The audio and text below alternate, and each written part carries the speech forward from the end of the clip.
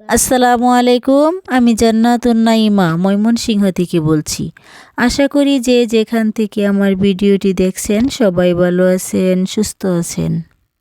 আমাদের ফসলের মাঠে সব ধরনের সবজি এখন কোনটা রেখে কোনটা খাবো। আজ ক্ষেত থেকে পেঁয়াজের ফুল নিয়ে আসছি আর এই পেঁয়াজের ফুল ভাজি করা হচ্ছে। পেঁয়াজের ফুল আলু দিয়ে ভাজি করলে খেতে কিন্তু ভালোই লাগে।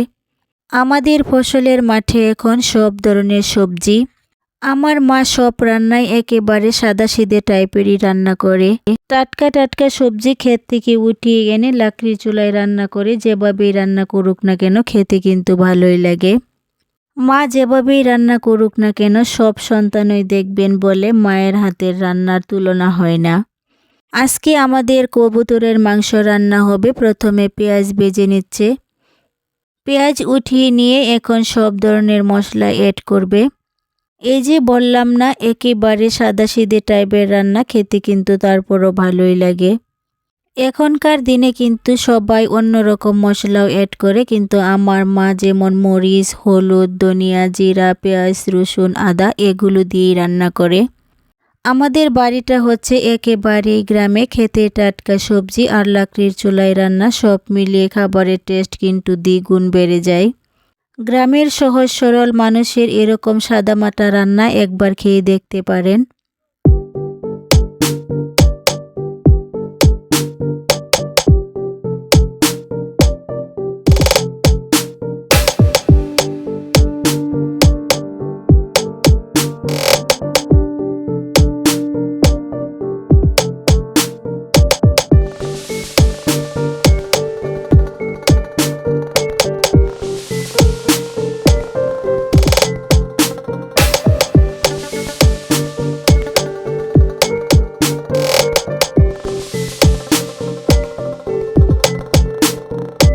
আমাদের বাড়িতে একটা সুবিধা হলো আমরা সবাই মিলে কাজ করি। আমরা যখন বাপের বাড়িতে আসি তখন কিন্তু আমরা সবাই মিলেই কাজ করি। পরিবারের সবাই একসাথে মিলেমিশে কাজ করে আনন্দ করে আমরা খাওয়া দাওয়া করে তারপর আবার যার তার বাড়িতে চলে যাই। ছোটবেলা থেকেই আমি এই বাড়িতে বড় হয়েছি আর এখন সবাই বলে কবে আসছি আবার কবে চলে যাব।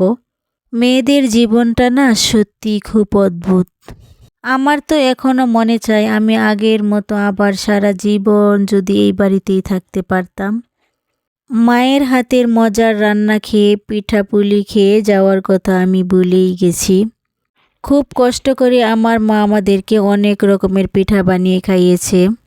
আমার আম্মা তো বলতেছে আরও কিছুদিন থেকে যাও, আরও অনেক রকমের পিঠা বানাবো।